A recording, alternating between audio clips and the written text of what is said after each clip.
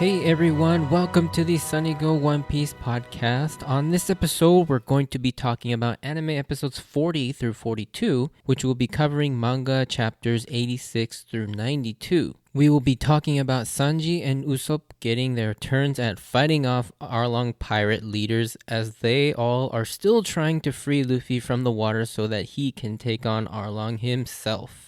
So synopsis, the battle against Arlong Pirates continues with Sanji and Usopp taking on the remaining leaders Kurobi and Chu in an effort to save Luffy from the water.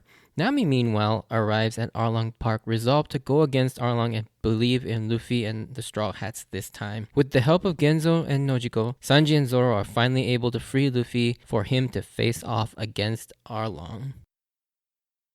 So differences. Not too many changes in these episodes, although there is one consistent difference throughout this entire set of episodes, and that's the blood. It's been considerably toned down from the manga, as well as sometimes completely removed. As you can imagine, this set of episodes with so much heavy combat, especially with Arlong and all of his sharp teeth and all the stabbing he does, Luffy does sustain a lot of wounds, as well as Sanji and Usopp both get wounded pretty badly as well. And then obviously Zoro is just losing like all of his blood. And there's still some blood in these episodes, but it's definitely nothing compared to what's shown in the manga. So the first real difference is there was a continuity error in the manga actually that they fixed in the anime with Sanji's shoes. In the manga, he doesn't have his shoes on while he's in the water, but when he gets back on land to finish off Kurobi, he magically has them back on, and he beats Kurobi with his shoes on in the manga. But in the anime, they fix this and keep his shoes off until after he frees Luffy and puts his shoes back on. And then another really minor change is during the Usopp versus Chu fight. When Chu kicks that tree that Usopp is hiding behind, in the anime, it breaks cleanly, almost like it was cut by a chainsaw or something. But in the manga, it actually breaks and shatters, and the shards cut Usopp on the back, making him bleed a little bit more. And this is, I guess, one of those ways that they cut down on the blood. But I did always find it weird in the anime that it just cuts off so cleanly whenever Chu breaks or kicks that tree. And like I said, there were only a few differences, so let's just jump right into the thoughts. Starting this episode off, we jump right back into Sanji versus Kurobi. This is another awesome fight, but unlike Zoro versus Hachi, this fight is pretty tense all the way through and has almost no comedy. It's pretty much all suspense, tension, and epicness, which I think is the right call for Sanji's first Straw Hat Pirate crew fight, to establish that he is a force to be reckoned with when it comes to the crew's strength. Whereas Zoro already has established his badassery, and it allows him more flexibility to be portrayed in a lighter way, it's a nice ebb and flow with Sanji's more serious fight sandwiched between these two more comedic fights with Zoro and Usopp. I really like the way this fight is directed. It sets the tone as a far more serious and dangerous situation. It's almost like a horror movie, with the position of the camera in certain scenes, and it creates this amazing tension, and with how the music and the scene direction is done, it creates this almost scary atmosphere, especially that moment where Kurobi is suddenly shown to be looming over Sanji as he's desperately trying to get back to the surface to breathe. It's also a brutal fight, and that part where Kurobi launches Sanji down to crush his insides with the sudden change in water pressure always stood out to me as he's just spewing out blood when he gets to the bottom. And I actually think that this is one of those scenes where it does benefit to have the anime, and because this scene is much better in the anime than it is in the manga, as the manga does. It's limited by what it can do without the lighting and the music, as well as the sort of dynamic cameras. It's also great to see that it's Sanji's cleverness and his knowledge of fish that ends up securing him the victory, which makes total sense. As a sea cook, he would know everything there is to know about fish. The finale to this is so awesome to see. Throughout the fight, Kurobi is just talking crap about Sanji's code of chivalry and his lack of strength.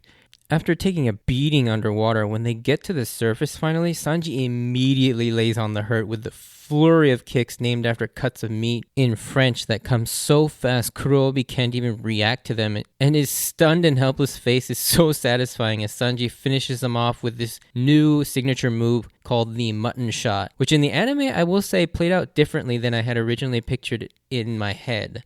Not to say it's worse, it's just different. In the manga, I pictured it being more of this explosive hit with more of an impact, but the anime opts for a more subdued impact, but highlighting its destructive force in the aftermath of it. I like them both. Then there's the classic finishing line, I guess he didn't need dessert. Like, seriously, I mean, that's right there is just enough said. That's such a classic Sanji line. Following right up is Usopp versus Chu.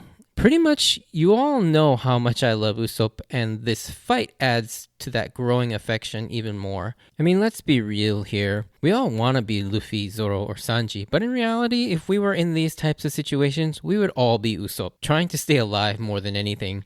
But that's exactly why this fight is so compelling. We know better than any of the characters what Usopp is feeling, so when he comes to the realization of just how shameful he feels, we understand that better than, say, Sanji's code being disrespected or Zoro's pride being trampled over. I like that we see Usopp take another huge step towards his dream of becoming a brave warrior of the sea when he tells himself that ever since he left Syrup Village to be a pirate, that he should have committed to a life full of danger and left a peaceful life behind, and seeing what it really means to live a life on the seas. You have to be brave, willing to sacrifice and not be afraid of death, and hold true to your beliefs.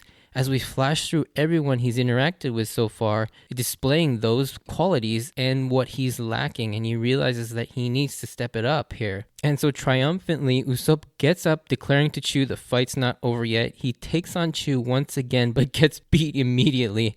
However, Usopp recovers and starts pushing the fight towards his pace with all these hilarious attacks. And the Usopp rubber band will always be one of my favorite attacks of his, especially during his barrage of Usopp hammers. It sneaks in there, and it's too funny how it just goes from Usopp hammer, Usopp wagom, and then continues with Usopp hammer. And with that, the leaders of the Arlong Pirates are all down. Also, if you haven't noticed it yet, this pretty much sets up the crew battle format that Zoro will take on the swordsman, Sanji will always take on the physical brawler, and Usopp will take on the projectile-based enemy. And this kind of follows throughout the rest of the series to some changes overall, but it's pretty predictable in the matchups that get set up later on. But it's always fun to see that, like, oh, this guy's gonna be Zoro's opponent, this is gonna be Sanji's opponent. It's always really fun to see that. Although Oda does sometimes mix it up for us, and those are always fun too. However, getting back from Usopp's fight, we find that in their beat up state, Zoro and Sanji are no match for Arlong and are quickly taken down. With Nami arriving, Arlong gives her an ultimatum. If she quietly returns to Arlong, he'll at least spare the people of Kokoyashi village, but not the Straw Hats. This decision obviously causes Nami a lot of anguish, but I love that after some struggling, she puts her faith in Luffy and the others and asks the village people to die with her. And of course, everyone is more than okay with following Nami after what she's given up for them. I love this scene that Nami, the most cynical of the characters, who's never put her faith in anyone other than herself, has decided to put all her faith in Luffy, even at the sight of Zoro and Sanji defeated. She still has faith, and what a powerful and dramatic change for Nami that has been building ever since we were introduced to her, and it's precisely this buildup of why this moment is so impactful and important to Nami's character. And I would say of the 5 Straw Hats so far, Nami is the central core, I think, in terms of character progression. Obviously, Luffy is the main character, and we follow his journey, but I think it's the emotional buildup of Nami's story, and she has the greatest character development throughout the whole East Blue arc. And this moment is one of those culminating moments. Just as Nami makes her decision, she's immediately rewarded with the resurrection of Luffy, and all that's left is to remove the concrete rock on his feet. Zoro again gets another badass moment as he gets up once more and tells Sanji he can buy him 30 seconds to break the rock. It's moments like this why Zoro is my favorite character and why he's so popular. There's also something about how relieved and excited Nami is when Zoro gets back up, and you can just feel the relief that he's still okay, relatively, that's of course, but that she's relieved that even after everything she's done to him and all the distrust, he will still fight for her, and it's pretty much all in that line delivery when she says Zoro. And then a similar thing happens when Usopp also shows up. She's also happy and relieved when Usopp arrives triumphantly all the way in the back, behind a wall, to provide support. I love the comedic levity Usopp brings to this entire section with him trying to provide meaningless support from all the way behind the wall. And so much happens at this moment, with Sanji in the water and Zoro left to hold off Arlong with barely anything left in the tank, creating this insane tension. But then you have Usopp trying to help with the Usopp rubber band, making another appearance. But I love the way this scene is directed, as Usopp is more of an afterthought, and Arlong just completely ignores him and talks right over him. I laugh out loud every time at that joke. It's just so seamless how Arlong just completely talks over him without even paying him any mind. The best is that there's another component to this joke in that Hachi has regained consciousness, but is actually fooled by the Usopp rubber band and is standing there with his eyes closed, scared of the rubber band incoming. I swear the mileage Uda gets out of this one rubber band joke is genius, to be quite honest. And it shows back up later on in the series too, so keep an eye on that. Hachi then jumps in the water to stop Sanji, while Zoro is helpless to stop him with his hands full with Arlong. Zoro is quickly overwhelmed and is toyed by Arlong, but then there's that scene where he rips off Zoro's torso bandages to reveal his wound from Mihawk, which are even worse than imagined. Arlong seeing Zoro's determined eyes even at death's doorstep. Interestingly, he sees the same potential Mihawk saw in Zoro, but unlike Mihawk, who was excited for this, Arlong sees this potential as a terrifying prospect and determines that Zoro needs to be killed right now or he'll be a problem in the future. I just thought this was a nice little scene that keeps up the minor story thread continuity, and it's cool to see the perspective of Zoro's potential from two vastly different people that come to two very different conclusions. With some brief obstacles from Hachi, Sanji finally manages to get the concrete off of Luffy's feet, and this scene will never not make me laugh inappropriately because of Genzo and Luffy screaming at each other, "Is it coming? It's coming!" And with Luffy screaming, "Ah!" And it's just the way the camera is positioned and just the way it zooms in on each of their faces. I know it's immature, but it's just too funny. But once the main hero returns to the battlefield, there's this overwhelming joy and excitement, and this is a tried and true staple of the shonen anime genre. This type of moment is something every series does so well, because it's one of those moments where it's incredibly epic, cool, and cathartic, relieving, and exciting. You can throw in whatever adjective you want, because that's what it is. I mean, you have moments like Goku arriving to save Gohan from Nappa. You have Naruto arriving in Sage mode to fight off Pain, or Ichigo showing up with a new Bankai. They all have them, and they're all freaking awesome. And that's the one thing that shonen anime is so well known for. Some of them overuse it a little bit, Bleach, but when they're done right, they are amazing moments. And while all the other anime series do them well, Luffy's entrances always have this extra bit of fun and joy associated with them, no matter how dire the situation. Nothing exemplifies this more than Luffy showing up and then immediately throwing Zoro away to save him. I love that the story allows for this. I mean, how Zoro 1 minute can have this intense stare down fighting off death while he's being choked out by Arlong. And then the next he has this comedic worried face as he knows exactly what's about to happen to him.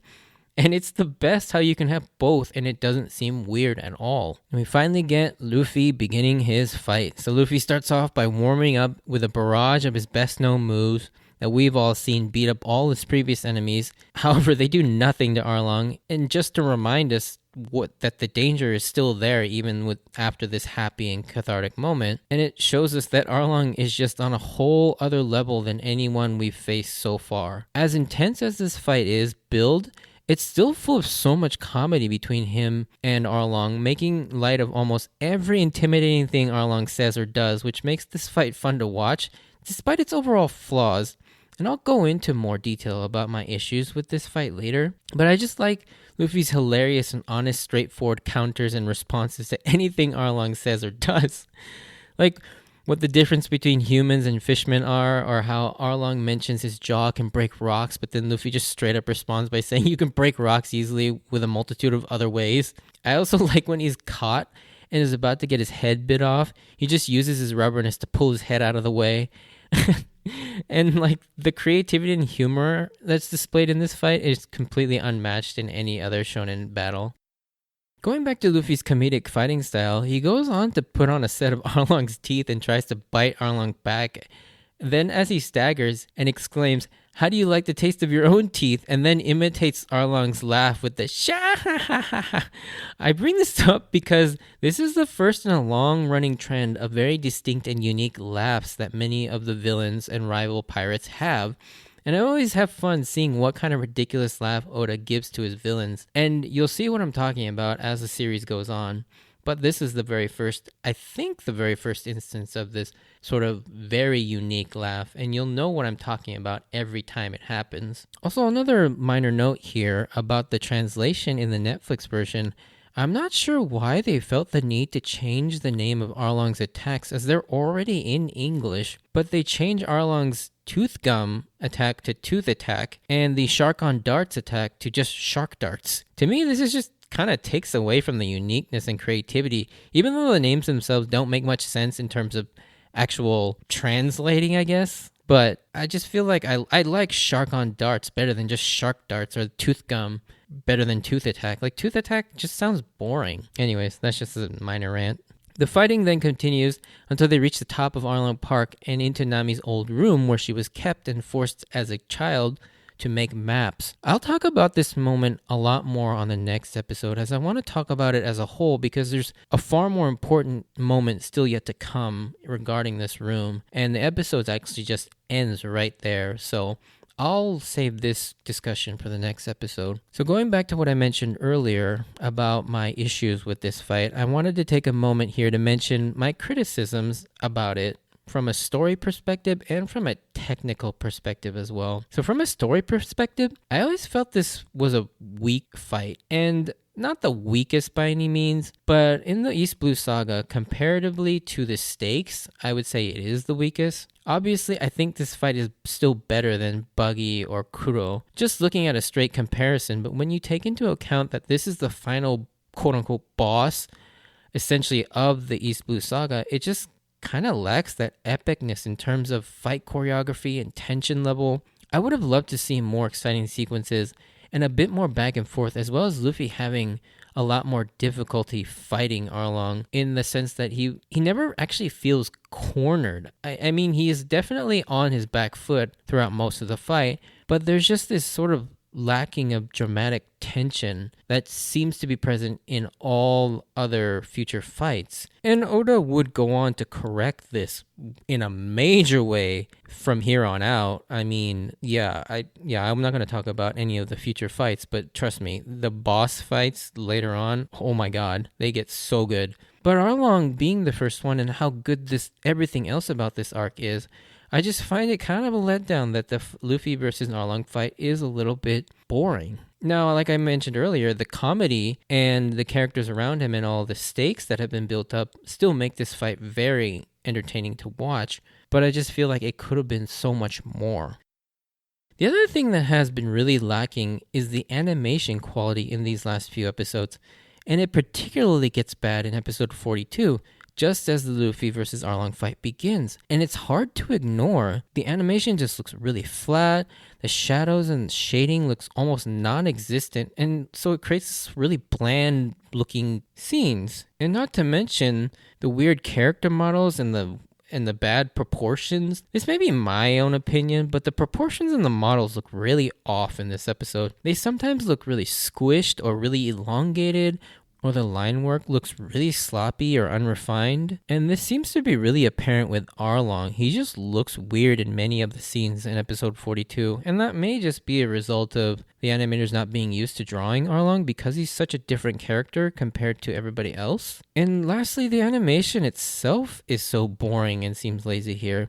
if you really look at this fight, it's just a bunch of still images with some screen warping effects overlaid, or it's just a bare minimum of facial animation, but there's no dynamic camera movements or fluid motion. It all looks so boring. At that point, you'll have a better experience just reading the manga if you're just going to look at still images. I understand that being a weekly series and the crunch it takes to push out an episode on a weekly basis is difficult and time-consuming, but I really wish One Piece would just take more breaks or had been established as a season-based series to get better animation from the animators, but Toei is just known for kind of cutting corners and trying to pump out episodes as quickly and cheaply as possible. I won't go as far as to say it's unwatchable, because it's far from that, but it still is noticeable enough to be a distraction for me personally. Either way, it's still fun to watch, and it doesn't take away from the overall enjoyment. But with that, in closing, we are getting close to the climax of this battle against Arlong and his crew. We've seen some incredible 1v1 fights between each of the crew members, with some tense and emotional moments and some amazing comedic moments weaved in throughout these episodes. While the Luffy versus Arlong fight so far is a bit of a letdown and the animation quality has dipped a bit, nothing still takes away from the amazing overall storytelling, and I cannot wait to explore the finale of this fight in the next few episodes. And with that, we are going to come to a close for this episode. If you enjoyed this, send me a like or a comment, please. And if you want to join me on this journey of rewatching One Piece, please consider subscribing. Check out my Instagram and Twitter account at SunnyGo Podcast if you want updates of when new episodes get up. Or if you want to see some pictures of my manga collection, also check those out as well. And as always, I wanted to thank you for taking the time to listen to my podcast. I'm going to have a kind of a spoiler section, not really, but I will mention something that I wanted to talk about. But anyways, if you do not want to stay for the spoiler section, I will see you on the next episode. Bye.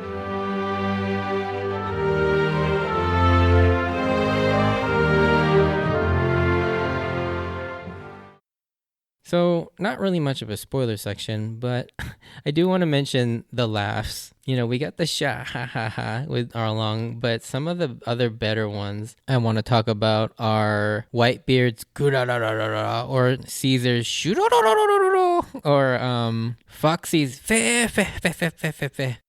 Or another one of my favorites is Hagwar D. Sal's dada shi shi shi shi shi. It's always really cute when Robin tries to imitate that as a little kid. The dada shi shi shi shi shi.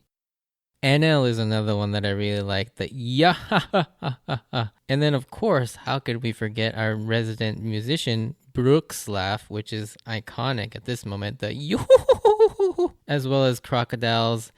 I mean, his is just a normal ha ha ha, but the way he says it, the ha. It's just so funny, yet so intimidating at the same time. And then probably by far my favorite laugh is Blackbeard, who's quite honestly I think is going to be the main boss of the series.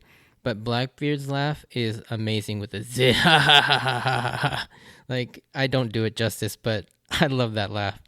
I mean, there's like way more laughs. I mean, I think Broggy's laugh, what was his Broggy's laugh is like ga ba ba ba ba ba ba ba or something like that, and that one's always funny too. But I think like there's got to be like 100 of them now with these like distinct like over the top laughs. But they're always fun when a new one gets introduced in the manga, and then imagining what it would sound like in the anime, and then once the anime interprets it, it gets even better most of the time. So yeah, the laughs, I really love those things. Anyways, not really much of a spoiler section, but just wanted to point out some of my favorite over-the-top laughs in One Piece. But yeah, thanks for listening, and I'll see you on the next episode. See ya!